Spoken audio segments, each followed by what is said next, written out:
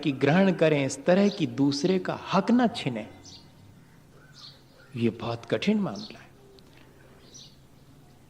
लाखों रुपया अपने पास रख करके और 10-20 हजार दे देने में इतना अहंकार हमारे भीतर आता है कि देखा हम कितने बड़े दानपति।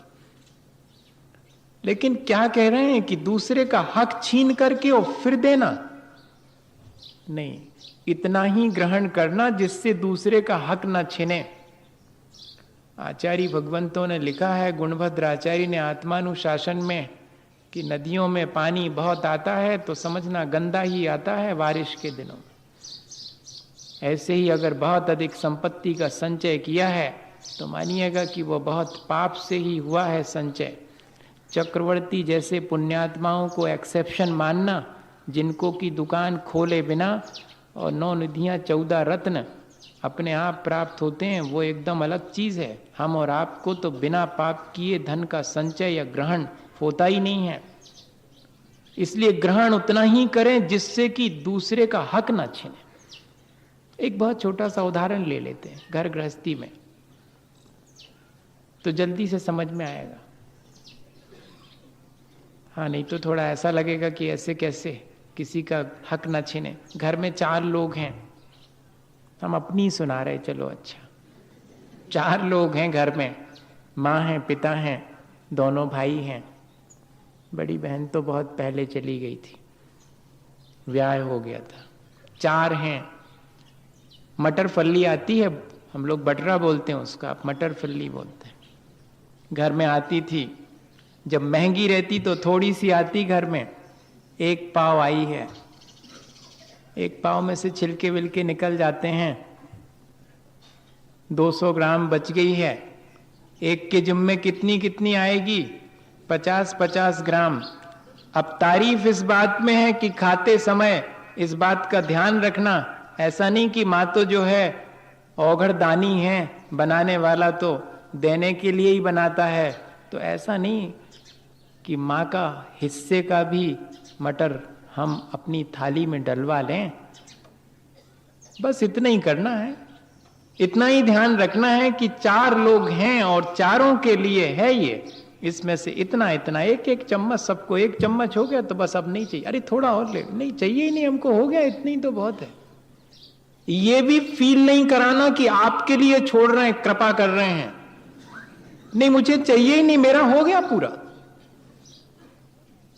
क्या इस तरह की कोई फीलिंग अपने भीतर आती है, तब मानिएगा कि हमने जो ग्रहण किया है वो वास्तव में दूसरे को बिना कष्ट और क्षति पहुंचाए, बिना किसी दूसरे का हक छीने हमने ग्रहण किया।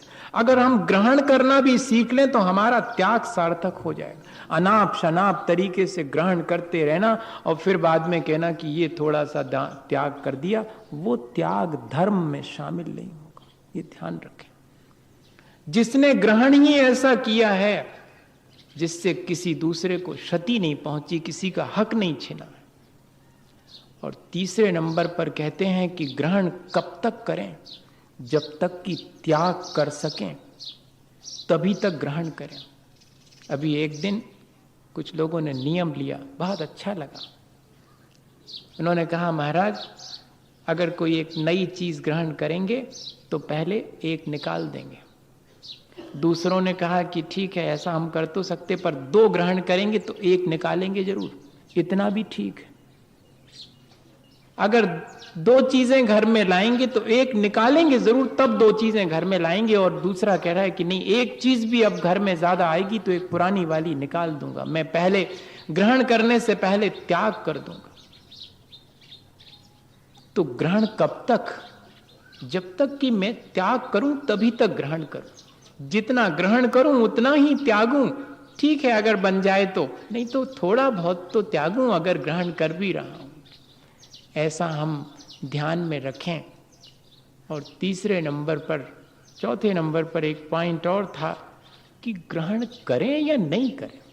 ऐसा कभी विचार करते हैं? नहीं, जो चीज भी दिखाई पड़ गई, काम की हो चाहे नहीं काम की हो, सब ले आओ।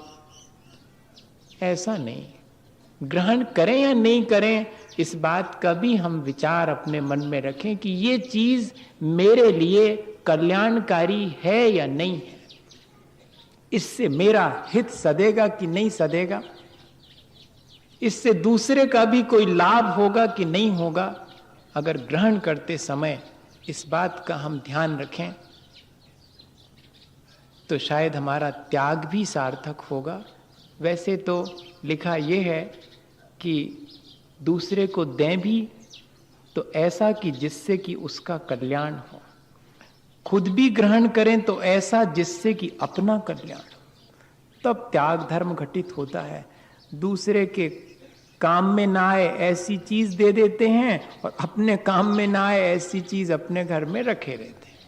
बहुत सी चीजें रखी होंगी घर में जो हमारे काम नहीं आती, आज जाकर के जरा देखना तो कितनी सारी चीजें रखी होंगी, कभी काम में नहीं आई, पिताजी के जमाने से रखी हैं, बेटों के काम नहीं आई, लेकिन रखी हैं कोने में। दूसरे के काम आ सकती हैं पर द्यों कैसे? ग्रहण तो कर लिया, अब काम में नहीं आती है जो चीज ग्रहण तो किया था जब तब काम में आती थी, लेकिन देख रहे हैं कि उसके ग्रहण में कर लेने के बाद भी अब काम नहीं आ रही, दूसरे के काम आ सकती है तो उसे दे दें। ऐसा होना चाहिए, तब हमारा त्याग धर्म सार्थक होगा। एक छोटा सा उदाहरण है, एक बाबा जी एक राजा को एक फल देने रोज जाते थे और राजा को वो फल एक आध दो दिन तो राजा ने बड़े इंटरेस्ट से बड़े उत्साह से लिया, फिर जब बाबा जी रोज देने जाने लगे तो उतना इंटरेस्ट नहीं लिया और मंत्री को दे देते थे कि रखाओ वहां पर। अब बाबा जी ने दिया है तो ठीक। बाबा जी से मतलब हमारा सज्जन से मतलब है। बाबा जी तो ऐसा बोल देते हैं कि बाबा जी मतलब आप महाराज जी नहीं समझना, बाबा जी सज्जन पुरुष थे। वो राजा को सलाह देना चाहते थे असल में, और रोज एक आम उनको भेंट करने जाते थे। मंत्री को दे देते तो मंत्री राजा से भी होशियार होते हैं मंत्री, वैसे इसलिए वो मंत्री कहलाते। मंत्रणा और बहुत अच्छे सलाहकार होते हैं, वही मंत्री बनाए जाते हैं जो आड़े समय पर भी हमें अच्छी सलाह दे। तो मंत्री जी ने उसे फेंका नहीं, ना उपयोग में लिया, एक कमरे में रखते जाते थे। एक दिन की बात की 6 महीने हो गए, रोज एक दिन भी अंतराल नहीं हुआ और रोज जो है आम भेंट में आ रहा है। राजा को शुरू में तो ऐसा ही लगा कि क्या रोज रोज आम का फल और दे जाता है, ये क्या चाहता मेरे से, क्या इसका इंटेंशन क्या है। मन में विचार बार बार आता, लेकिन राजकाज में वो बात भूल जाते। एक दिन मंत्री से कहा 6 महीने बाद कि वो जो एक बाबा आते हैं वो रोज एक फल दे के जाते हैं, आखिर वो चाहते क्या हैं, उससे पूछना। तो पूछा मंत्री ने कि आप चाहते क्या हैं। मैं कुछ नहीं चाहता, मैं तो सिर्फ मेरा कर्तव्य मानता हूं कि राजा साहब को कोई ना कोई भेंट देनी चाहिए, मैं तो भेंट देता हूं। राजा ने कहा कि ऐसा हो नहीं सकता, कोई ना कोई बात होनी चाहिए। उन फलों का क्या किया मंत्री, वो तो फेंक दिए होंगे शायद। नहीं महाराज, फेंके नहीं, बाबा दे के जाता है तो कोई ना कोई विशेषता होनी चाहिए, इसलिए सब हमने रखवा लिए थे एक कमरे में, चलें अपन देखें।